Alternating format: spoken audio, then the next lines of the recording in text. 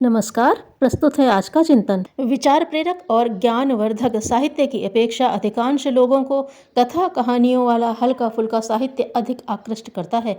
इसका कारण है कि प्रायः लोग ज्ञानवर्धक और प्रेरणा ग्रहण करने के लिए नहीं, मनोरंजन के लिए ही पढ़ना ज़्यादा पसंद करते हैं।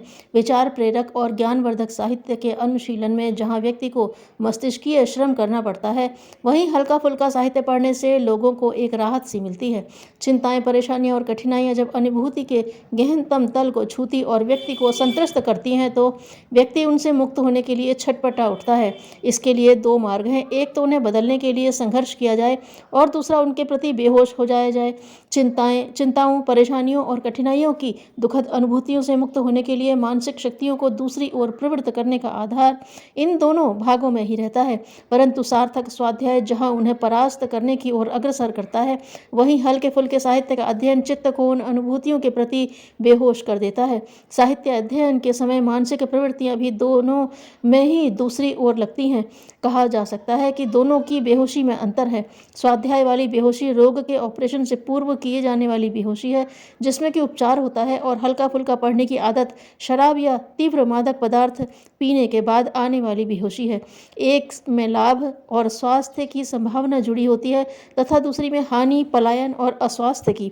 अधिकांशतः लोगों को हल्का फुल्का साहित्य पढ़ने की ओर ही अधिक प्रवृत्त पाया जाता है। लोग साहित्य की गंभीर और सृजनशील पक्ष छोड़कर मादक तथा नाटक पक्ष ही अधिक पसंद करते हैं।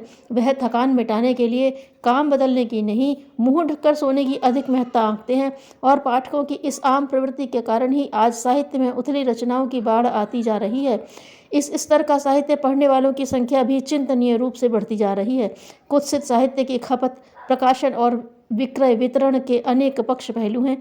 पाठक ने पहले इसी साहित्य को पसंद किया होगा। एक समय था जब तोता मैना और लैला मजनू की कहानियाँ बड़े बुजुर्गों की नज़र छिपा कर पढ़ी जाती थी। लोग खुले रूप में उन पुस्तकों या उस तरह की अन्य किताबों को स्वीकार नहीं कर पाते थे। पर जब से प्रेस व्यवसाय की उन्नति की है और विज्ञापन युग ने अपने पांव पसारे हैं, तथाकथित प्रेम कथाओं और सत्य कहानियों के रूप में पिछली वयस्क पुस्तकों से भी अधिक घिनौनी पाठ्य सामग्री बिकने लगी है। प्रकाशक गण पाठकों की इस भावनात्मक कमजोरी का लाभ उठाने से शायद चूकना नहीं चाहते, जिसमें वह अपनी पाशविक इच्छाओं को तृप्त करने के लिए लालायित रहता है। उचित तो यह है कि उसके विकारों को रचनात्मक दिशा दी जाए, परंतु व्यवसाय बुद्धि के लोग शराब, गांजा, भांग, चरस जैसे घातक मादक पदार्थों की तरह इस स्तर की चीज़ें भी बेचना बुरा नहीं समझते। उनके लिए पाठक के हित अनहित का विचार गौण है और अपना आर्थिक लाभ प्रमुख। यह एक तथ्य है कि बुरी चीज़ भी अच्छाई की आड़ में ही चलती है, बेईमानी ईमानदारी के चोले में ही जीवित रहती है, और संकीर्ण स्वार्थ भी आदर्शों का जामा पहनकर ही पूरे किए जा सकते हैं। कुत्सित साहित्य भी जीवन का कटु यथार्थ भटके लोगों को जगाने तथा सत शिक्षा देने के नाम लेकर बेचा जाता है। तथाकथित यथार्थ दिशा निर्देश और सत्य के रूप में सामने लाया जाने वाला कुत्सित साहित्य जीवन के मधु में विष का घोल ही तैयार करता है। कहा जाता है कि यह साहित्य लोगों में कानून तथा सामाजिक मर्यादाओं के प्रति आस्था जागृत करने के लिए लिखा व छापा गया है, लेकिन आस्वादन के बाद यह तर्क थोथा ही सिद्ध हुआ है। जीवन के अन्य क्षेत्रों की भांति साहित्य क्षेत्र में पाश्चात्य प्रवृत्तियों का अंधा अनुकरण चल पड़ा है। यौन संबंधों की स्वच्छंदता, यंग क्लबों का चित्रण, उन्मुक्त जीवन, पश्चिमी नाच, रंग, होटल, क्लब आदि परिस्थितियों को इस प्रकार प्रश्नों पर उतारा जाता है कि पाठक उनकी भूल भुलैयों में खोकर ही रह जाता है तथा एक स्वप्निल जीवन का आदी हो जाता है। इस तरह का साहित्य पढ़कर कच्चे दिमाग का पाठक, खासकर युवा वर्ग, वैसी कार्य प्रणाली अपनाने तथा गलत दिशा में जोखिम उठाने की सोचने लगता है। उपन्यासों और फिल्मों में पढ़ा व देखा गया कृत्रिम वातावरण उन्हें संघर्षों से जी चुराकर शीघ्रता से संपन्न बन जाने की ललक उत्पन्न करता है।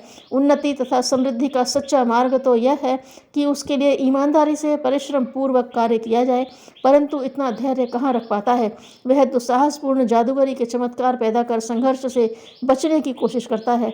भले ही ऐसी स्थिति में वह कोई दुस्साहसिक असामाजिक गतिविधि न अपना पाए, पर अंततः पलायनवादी तो बनने ही लगता है। इस चारित्रिक प्रभाव के साथ साथ तथाकथित हल्का फुल्का साहित्य पढ़ने वाला पाठक अपनी रुचि भी बिगाड़ लेता है। फिर उसे गंभीर और प्रेरणाप्रद साहित्य पढ़ना अरुचिकर लगने लगता है, क्योंकि उसे आदत तो हल्का फुल्का साहित्य पढ़ने की लग चुकी होती है। जीवन निर्माणकारी विचारों के संसर्ग तथा अध्ययन के लिए आवश्यक है कि वह अपनी रुचियों को उधर मोड़ा जाए। मनोरंजन की दृष्टि से कहानियाँ पढ़ना कोई बुरा नहीं है, बुरा तो स्तरहीन पुस्तकों का चुनाव है। यह सच है कि विज्ञापन और प्रचार से प्रभावित होकर सहज बुद्धि का व्यक्ति उस ओर आकृष्ट होने लगता है। जितना शीघ्र हो सके हम इस कुत्सित धारा को रोक सके, यही अच्छा है। पाठ्य सामग्री के अतिरिक्त दृश्य सामग्री के विषय में चुनाव करते समय भी हमें इन बातों का विशेष ध्यान रखना चाहिए, जिससे हमारा जीवन उन्नत बने। कुत्सित विचारों और दृश्य सामग्री से सदैव अपने आप को बचाए रखना चाहिए। आध्यात्मिक चिंतन के बिना मनुष्य में विनीत भाव नहीं आता। धन्यवाद।